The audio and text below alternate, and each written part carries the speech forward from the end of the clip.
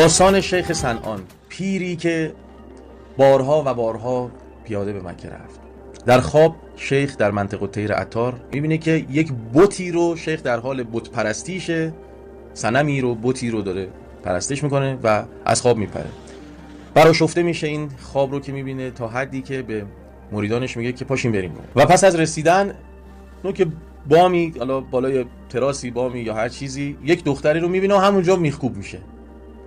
به این ترتیب در داستان عطار نیشابوری میگه که یک ماهی